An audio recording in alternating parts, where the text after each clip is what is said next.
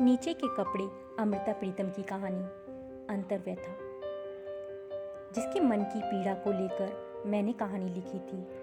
नीचे के कपड़े उसका नाम भूल गई हूँ। कहानी में सही नाम लिखना नहीं था और उससे एक बार ही मुलाकात हुई थी, इसलिए नाम भी याद से उतर गया है। जब वह मिलने आई थी, बीमार थी, खूबसूरत थी, पर रंग और मन उतरा हुआ था। वह एक ही विश्वास को लेकर आई थी कि मैं उसके हालात पर एक कहानी लिख दूं। मैंने पूछा, इससे क्या होगा? कहने लगी, जहां वह चिट्ठियां पड़ी हों जो मैं अपने हाथों से नहीं फाड़ सकती, उन्हीं चिट्ठियों में वह कहानी रख दूंगी। मुझे लगता है मैं बहुत दिन तक जिंदा नहीं रहूंगी और बाद में जब उन चिट्ठियों में से कोई जान पाएगा तो वह मुझे नहीं समझेगा जो मैं हूँ। आप कहानी लिखेंगी तो वहीं रख दूंगी। हो सकता है उसकी मदद से कोई मुझे समझ ले, मेरी पीड़ा को संभाल ले। मुझे और किसी का कुछ फिक्र नहीं, पर मेरा एक बेटा है। अभी वह छोटा है, वह बड़ा होगा तो मैं सोचती हूँ कि वह मुझे गलत ना समझे। उसकी ज़िंदगी के हालात सचमुच बहुत उलझे हुए थे और मेरी पकड़ में नहीं आ रहा था कि मैं उन्हें कैसे समेट पाऊंगी। लिखने का वादा तो नहीं किया था, पर कहा कि कोशिश करूंगी। मैं बहुत दिन तक वह कहानी नहीं लिख पाई। सिर्फ एक एहसास सा बना रहा था कि उसका बच्चा मेरे जेहन में बड़ा हो रहा था। इतना बड़ा कि अब बहुत सी चीज़ें उसके हाथ लगती तो वह हैरान उन्हें देखे जा रहा था। कहानी प्रकाशित हुई और बहुत दिन गुजर गए। मैं जान नहीं पाई कि उसके हाथों तक पहुंची या नहीं। सब वक्त के सहारे छोड़ दिया। उसका कोई अता पता मेरे पास नहीं था। एक अरसा गुजर गया था जब एक दिन फ़ोन आया। दिल्ली से नहीं था, कहीं बाहर से था। आवाज़ थी, आपका बहुत शुक्रिया। मैंने कहानी वहीं रख दी है जहाँ चाहती थी। इतने भरे लफ्ज़ों से कुछ पकड़ में नहीं आया था, इसलिए पूछा, आप कौन बोल रही हैं? कौन सी कहानी? जवाब में बस इतनी आवाज़ आई, बहुत दूर से बोल रही हूँ, वही कहानी जिसकी कहानी आपने लिखी है, नीचे के कपड़े। और फ़ोन कट गया। नीचे के कपड़े। अचानक मेरे सामने कई लोग आकर खड़े हो गए जिन्होंने कमर से नीचे कोई कपड़ा नहीं पहना हुआ है। पता नहीं मैंने कहाँ पढ़ा था कि खनाबदोश औरतें अपनी कमर से अपनी घघरी कभी नहीं उतारती हैं। मैली घघरी बदलनी हो तो सिर की ओर से नई घघरी पहनकर अंदर से मैली घघरी उतार देती हैं। और जब किसी खनाबदोश औरत की मृत्यु हो जाती है तो उसके शरीर को स्नान कराते समय भी उसकी नीचे की घघरी सलामत रखी जाती है। कहते हैं उन्होंने अपनी कमर पर पड़ी नेफे की लकीर में अपनी मोहब्बत का राज खुदा की मखलूक से छिपा कर रखा होता है। वहाँ वे अपनी पसंद के मर्द का नाम गुदवा कर रखती हैं, जिसे खुदा की आंख के सिवा कोई नहीं देख सकता। और शायद यही रिवाज मर्दों के तहमदों के बारे में भी होता होगा। लेकिन ऐसे नाम गोदने वाला जरूर एक बार औरतों और मर्दों की कमर की लकीर देखता होगा। उसे शायद एक पल के लिए खुदा की आंख नसीब हो जाती है, क्योंकि वह खुदा की मखलूक की गिनती में नहीं जाता। लेकिन मेरी आंख को खुदा की आंख वाला सांप क्यों मिल गया? मैं अपने सामने ऐसी औरत और मर्द को क्यों देख रहा हूँ जिन्होंने कमर से नीचे कोई कपड़ा नहीं पहन रखा, जिन्हें देखना सारी मखलूक के लिए गुनाह है। कल से माँ अस्पताल में है। उसके प्राण उसकी सांसों के साथ डूब और उतरा रहे हैं। ऐसा पहले भी कई बार हुआ है और 2 बार पहले भी उसे अस्पताल ले जाया गया था, पर इस बार शायद उसके मन को जीने का विश्वास नहीं बंध रहा। अचानक उसने उंगली में से हीरे वाली अंगूठी उतारी और मुझे देकर कहा कि मैं घर जाकर उसके लोहे वाली अलमारी के खाने में रख दूं। अस्पताल में अभी दादी भी आई थी, पापा भी, मेरा बड़ा भाई भी। लेकिन माँ ने न जाने क्यों यह काम उन्हें नहीं सौंपा।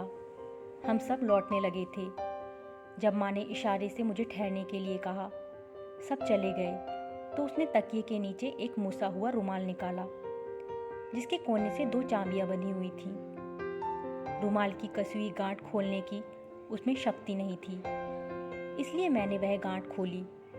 तब एक चाबी की ओर इशारा करके उसने मुझे यह काम सौंपा कि मैं उसकी हीरे की अंगूठी अलमारी के अंदर खाने में रख दूं। यह भी बताया कि अंदर वाले की चाबी मुझे उस अलमारी के एक डिब्बे में पड़ी हुई मिल जाएगी। और फिर माँ ने धीरे से यह भी कहा कि मैं बम्बई वाली चाचा जी को एक खत डाल दूं दिल्ली आने के लिए। और दूसरी चाबी उसने उसी तरह रुमाल में लपेटकर अपने तकिए के नीचे रख दी। और जिस तरह तकदीरें बदल जाती हैं, उसी तरह चाबियां भी बदल गईं।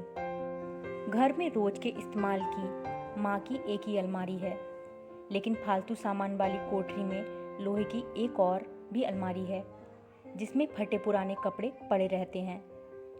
पापा के ट्रांसफ़र के समय वह अलमारी लगभग टूट ही गई थी, पर माँ ने उसे फेंका नहीं था और साकड़ भागड़ वाली उस अलमारी को फालतू कपड़ों के लिए रख लिया था। घर पहुंचकर जब मैं माँ की अलमारी खोलने लगा तो वह खुलती ही नहीं थी। चाबी मेरी तकदीर की तरह बदली हुई थी। हाथ में थमी हुई हीरे की अंगूठी को कहीं संभाल कर रखना था, इसलिए मैंने सामान वाली कोठरी की अलमारी खोल दी। यह चाबी उसी अलमारी की थी। इस अलमारी में भी अंदर का खाना था। मैंने सोचा उसकी चाबी भी जरूर इस अलमारी के किसी डिब्बे में मिलनी थी। और मैं फटे पुराने कपड़ों की तह खोलने लगा। पुराने उधड़े हुए सलमे के कुछ कपड़े थे जो माँ ने शायद उनका सुच्चा सलमा बेचने के लिए रखे हुए थे, और पापा के गर्म कोट भी थे जो शायद बर्तनों के बदलने के लिए माँ ने संभाल कर रखे हुए थे। मैंने एक बार गली में बर्तन बेचने वाली औरत से माँ को एक पुराने कोट के बदले में बर्तन खरीदते हुए देखा था, पर मैं हैरान हुआ। माँ ने वे सब टूटे हुए खिलौने भी रखे हुए थे जिनसे मैं छुटपन में खेला करता था। देखकर एक दहशत सी आई। चाबी से चलने वाली रेलगाड़ी इस तरह उल्टी हुई थी जैसे पटरी से गिर गई हो, और उस भयानक दुर्घटना से उसके सभी मुसाफिर घायल हो गए हों। प्लास्टिक की गुड़िया जो एक आंख से कानी हो गई थी, रबड़ का हाथी जिसकी सूंड बीच में से टूट गई थी, मिट्टी का घोड़ा जिसकी अगली दोनों टांगे जैसे कट गई हों, और कुछ खिलौनों की सिर्फ टांगे और बाहें बिखरी पड़ी थीं, जैसे उनके धड़ और सिर उड़कर कहीं दूर जा गिरे हों। अब उन्हें पहचाना भी नहीं जा सकता था। मेरे शरीर में एक कंपन सी दौड़ गई। देखा कि इन खिलौनों के पास ही मिट्टी की बनी शिवजी की मूर्ति थी जो दोनों बाहों से लूजी हो गई थी, और ख्याल आया जैसे देवता भी अपाहिज होकर बैठा हुआ है। जहाँ तक याद आया, लगा कि मेरा बचपन बहुत खुशी में बीता था। बड़े भाई के जन्म के 7 बरस बाद मेरा जन्म हुआ था, इसलिए मेरे बहुत लाड़ हुए थे। तब तक वैसे भी पापा की तरक्की हो चुकी थी, इसलिए मेरे वास्ते बहुत सारे कपड़े, बहुत सारे खिलौने खरीदे जाते थे। लेकिन पूरी यादों के लिए इन टूटे हुए खिलौनों की माँ को क्या ज़रूरत थी, समझ नहीं आया। सिर्फ खिलौने ही नहीं, मेरे फटे हुए कपड़े भी तहों में लगे हुए थे। टूटे हुए बटनों वाले छोटे छोटे कुर्ते, टूटी हुई तनियों वाले झबले और फटी हुई जुराबें भी। और फिर मुझे एक रुमाल में बंधी हुई वह चाबी मिल गई जिसे मैं ढूंढ रहा था। अलमारी का अंदर वाला खाना खोला ताकि हीरे की अंगूठी उसमें रख दूं। यही वही घड़ी थी जब मैंने देखा उस खाने में सिर्फ नीचे पहनने वाले कपड़े पड़े हुए थे, और अचानक मेरे सामने वे लोग आकर खड़े हो गए जिनके सिर भी ढके हुए हैं, बाहें भी, ऊपर के शरीर भी, लेकिन कमर से नीचे कोई कपड़ा नहीं है।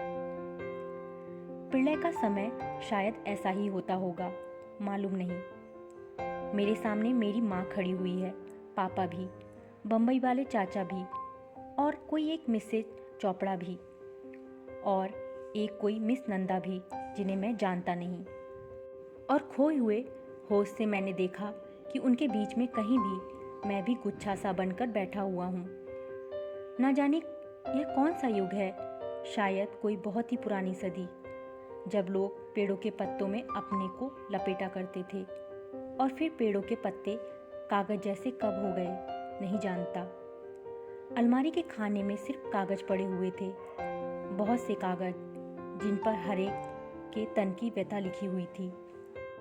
जिंदगी के 19 बरस मैं जिसे पापा कहता रहा, अचानक उस आदमी के वास्ते यह लफ्ज मेरे होठों पर झूठा पड़ गया। बाकी खत मैंने पूरे होश में नहीं पढ़े, लेकिन इतना जाना कि जन्म से लेकर मैंने जो भी कपड़ा शरीर पर पहना वह माँ ने कभी भी अपने पति की कमाई से नहीं खरीदा था। मिट्टी का खिलौना तक भी नहीं। मेरे स्कूल की और कॉलेज की फीसें भी वह घर के खर्च में से नहीं देती थी। यह भी जाना कि बम्बई में अकेले रहने वाले आदमी से कुछ ऐसी बातें भी हुई थी जिनके लिए कई खतों में माफ़ियाँ मांगी गई थी, और उस सिलसिले में कई बार किसी मिस नंदा का नाम भी लिखा गया, जो खत लिखने वाले की नज़रों में एक आवारा लड़की थी जिसने मेनका की तरह एक ऋषि की तपस्या भंग कर दी थी। और कई खतों में माँ की झिड़कियाँ सी दी गई थी कि ये सिर्फ उनके मन के वहम हैं जिनके कारण वह बीमार रहने लगी है। तन के ताप जैसी, तन के पसीने जैसी, तन के गंध जैसी, ये सब खत बम्बई वाले चाचा जी के और सब मेरी माँ के नाम के हैं। तरह तरह की गंध मेरे सिर को चढ़ रही है। किसी खत से खुशी और उदासी की मिली जुली गंध उठ रही है। लिखा है, बीनू, जो आदम और हब्बा खुदा के बहिस से निकाले गए थे, वह आदम मैं था और हब्बा तुम थी। किसी खत से विश्वास की गंध उठ रही है। बीनू, मैं समझता हूँ कि पत्नी के तौर पर तुम अपने पति को इनकार नहीं कर सकती, लेकिन तुम्हारा जिस्म मेरी नज़र में गंगा की तरह पवित्र है और मैं शिव जी की गंगा को जटा में धारण कर सकता हूँ। किसी खत से निराशा की गंध उठ रही थी। मैं कैसा राम हूँ जो अपनी सीता को रावण से नहीं छुड़ा सकता। ना जाने क्यों ईश्वर ने इस जन्म में राम और रावण को सगे भाई बना दिया है। किसी खत से दिलजोई की गंध उठ रही है। बीनू, तुम मन में गुनाह का एहसास न किया करो। गुनाह तो उसने किया था जिसने मिसेस चोपड़ा जैसी औरत के लिए तुम्हारी जैसी पत्नी को विसार दिया था। और अचानक एक हैरानी की गंध मेरे सिर को चढ़ी जब एक खत पर पड़ा, तुम मुझसे खुशनसीब हो बीनू, तुम अपने बेटे को बेटा कह सकती हो, लेकिन मैं अपने बेटे को कभी भी अपना बेटा नहीं कह सकूंगा। और अधिक हैरानी की गंध से मेरे सिर में एक दरार पड़ गई जब एक दूसरे खत में मैंने अपना नाम पढ़ा। लिखा था, मेरी जान वीनू, अब तुम उदास ना हुआ करो। मैं नन्हे से अक्षय की सूरत में हर वक्त तुम्हारे पास रहता हूँ। दिन में मैं तुम्हारी गोद में खेलता हूँ और रात को तुम्हारे पास सोता हूँ। सो मैं यह माँ, पापा, चाचा, मिसेस चोपड़ा, मिस नंदा की कोई भी खनाब दोषों के काफिलों में से नहीं है, पर खनाब दोषों की परंपरा शायद सारी मनुष्य जाति पर लागू होती है, सबकी घघरियों और सबके तहमदों पर। जहाँ उनके शरीर पर पड़ी उनकी नेफे की लकीर पर लिखा हुआ नाम ईश्वर की आंख के सिवा किसी को नहीं देखना चाहिए। और पता नहीं लगता आज मेरी आंख को ईश्वर की आंख वाला शाप क्यों लग गया है।